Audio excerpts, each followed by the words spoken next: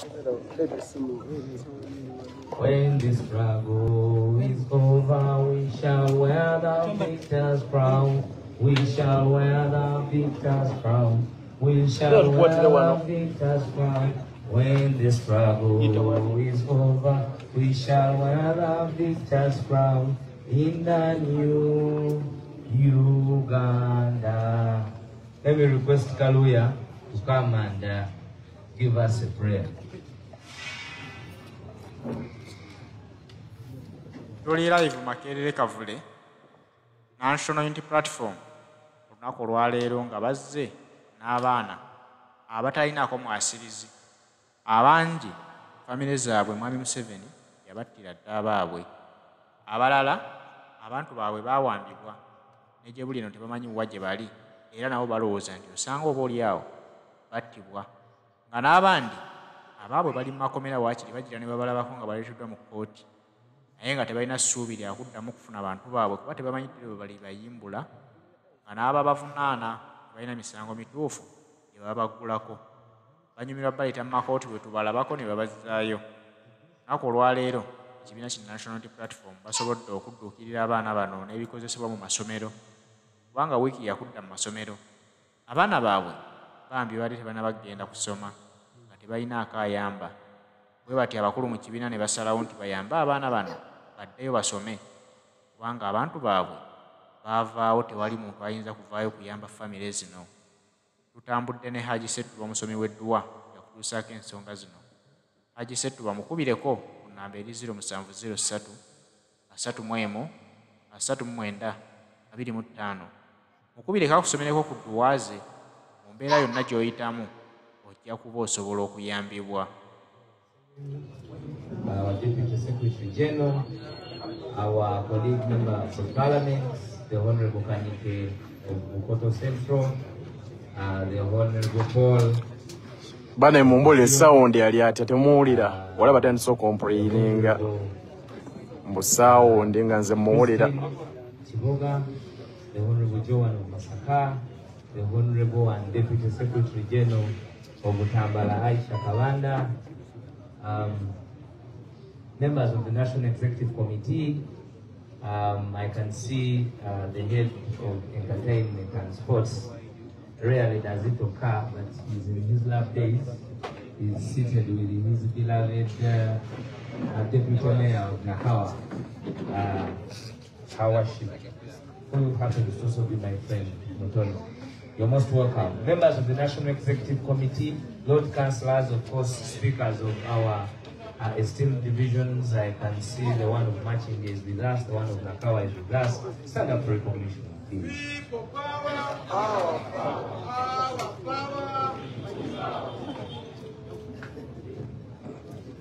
Eminent leaders, of course, all of you, Lord Councillors, members of NEC, the deputy of the Women League is with us here, Rahma Juma, and of course everybody from all the divide. I can also, all the young people and comrade leaders, Councillor from Masaka, Alice, you most welcome.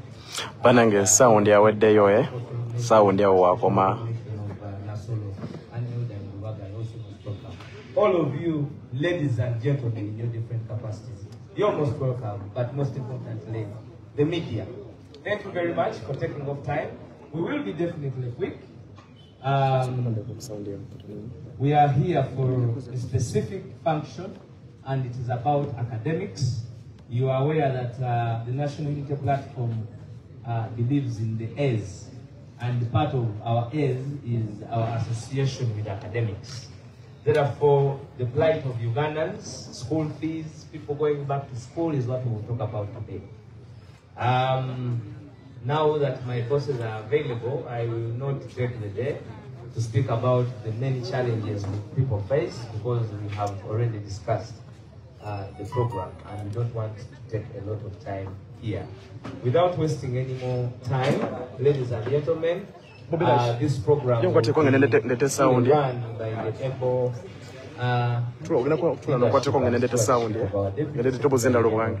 the Honorable Aisha Kabanda.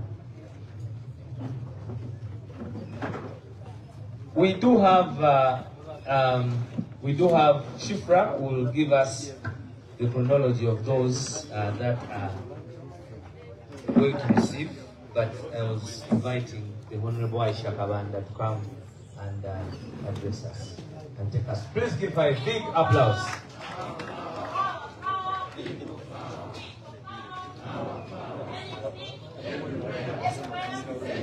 As I give you the mic, I have the Muslim friend there called the Chiwanda. He's there. He's my Muslim friend. But he should give us some. I will call you, don't worry. I wanted Aisha to see you. Thank you very much, Aisha. Please take on the job. Can we applaud our deputy spokesperson? The only one, Kumasomero Nebisale. Thank you so much. I join him in welcoming our leaders, the deputy presidents, the SG, law, members of NEC, members of parliament. Thank you so much for sparing time. This is a parliamentary day right here. The leaders, I can see my mayor here from the Kampala. I can see other people also here.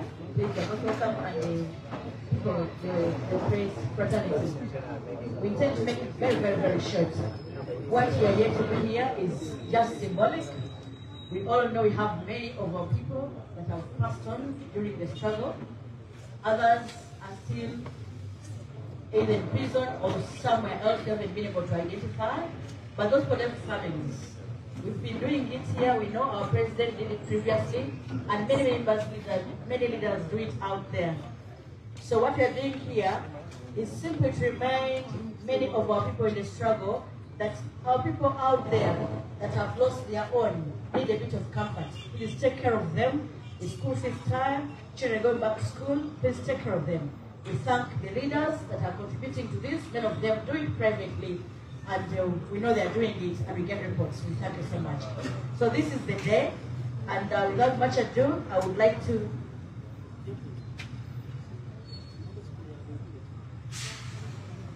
yes, he has asked me to fill his gaps.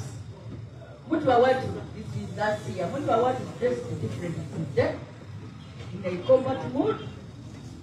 Okay, Mutu Bawadde may stand up so people know you are here. His presence. Yes. If the other leaders we have not recognized yet, we shall keep on recognizing. We beg for your apologies. We beg for your pardon, brother.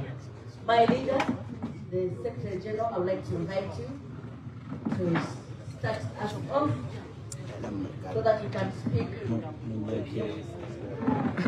The challenge of your office managing the plight of these people. Yeah, you're most welcome. Can we applause the only one? All right, people.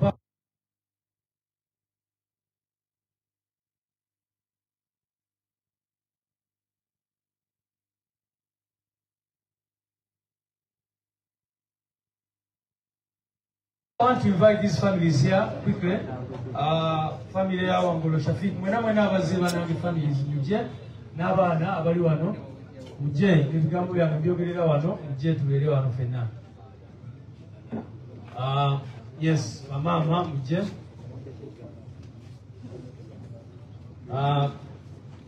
So we are going to address the other issues, of course, but it is important for the country to constantly remember the pain of these people and the challenges they have gone through.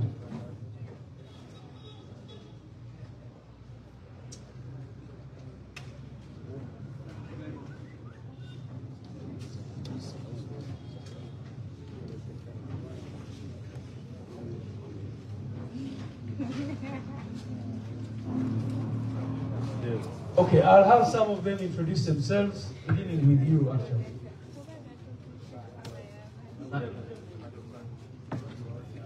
My name is Sikamate Jamil from Junior School. My father is Kauma Yasin. Rest in peace. No, mwana wa Mugenzi Yasin Kauma.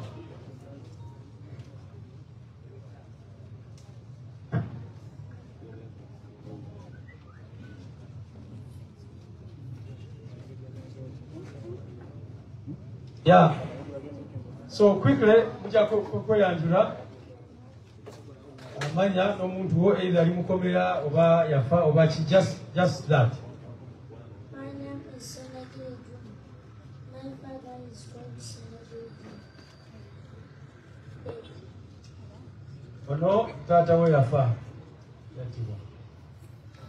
My name is Nakatesana. Mula wange bamuyita Senagiri. Bamusira akatale ekyebanja Masasi.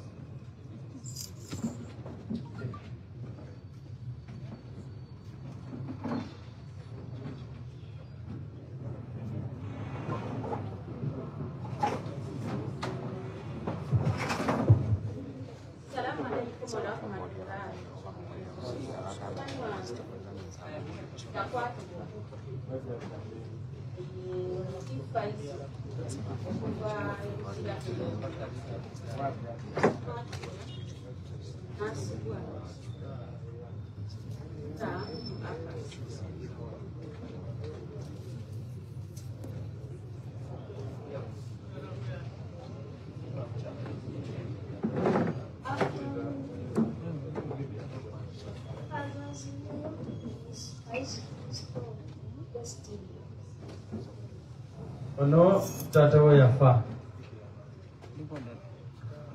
People power. Our power. Amanya yagambye nze namulimba Bella.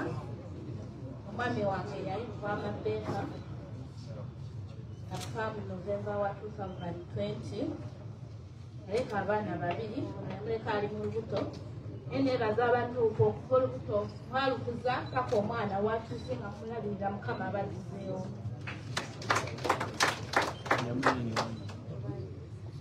For power, our power. My name is Nanch Irene Naro. Bawange yali Kaisi Christopher. Bamukuba amasasi baali misaano mu mumiro ne tutukiramu eno. Rest in peace, Kaisi Christopher.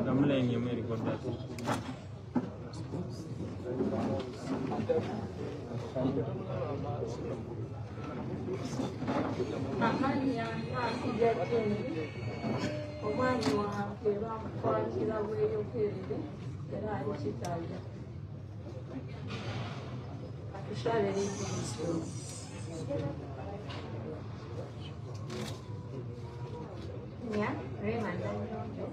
Omwami wange bamukwatira ku munaku yabulira ddala paka kati Michael Omukyala Semudu Michael omu ku 18 abaabuzibwawo. Amanya gange nze Kato Julius, Uganda wa Namuso Vincent. Ewami wange n'okuva mwezi gumu Desemba 2. Aleka abaana basatu.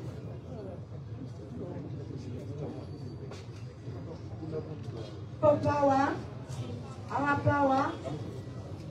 My name is I'm called National Blessing. My son was abducted. He was called September Dennis. On that same day, they abducted 6 people from Chevando, between St. and Lansana.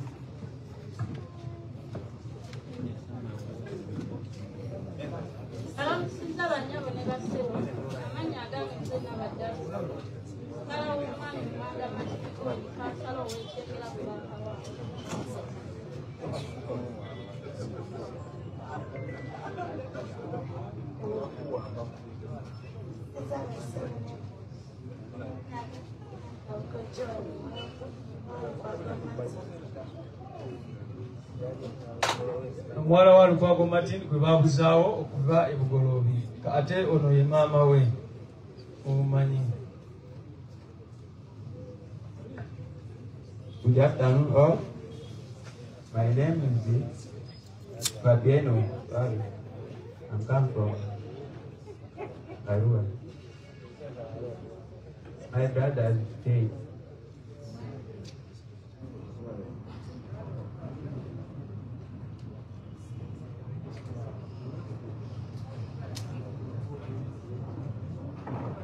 After campaign, my brother is dead. Sorry.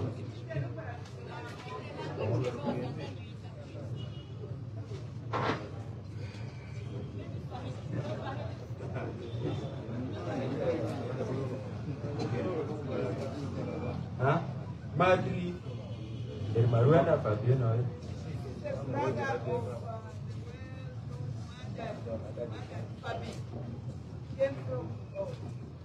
Is the brother of Fabiano, the father to 2 children, Peter and Scovia, whom you have been supporting for quite some time, and they were for holidays in Maracha because the family link has to continue.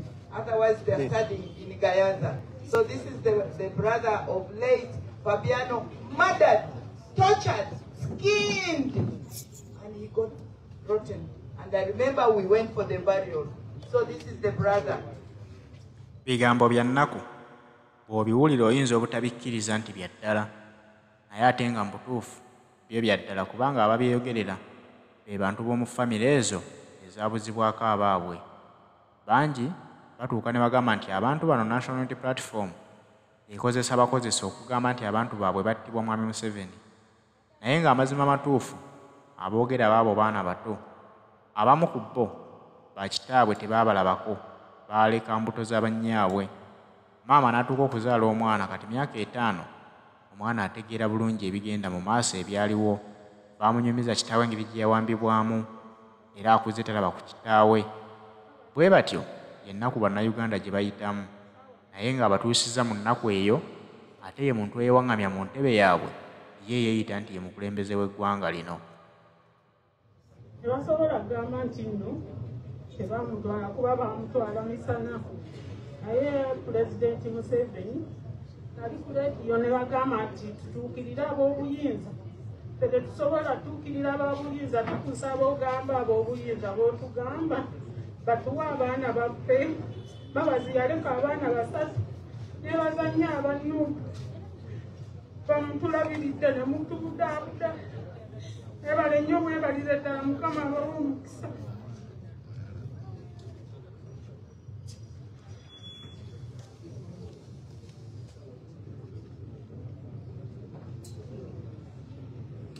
Abanyabo ne basebo amannya Nakula Saidaati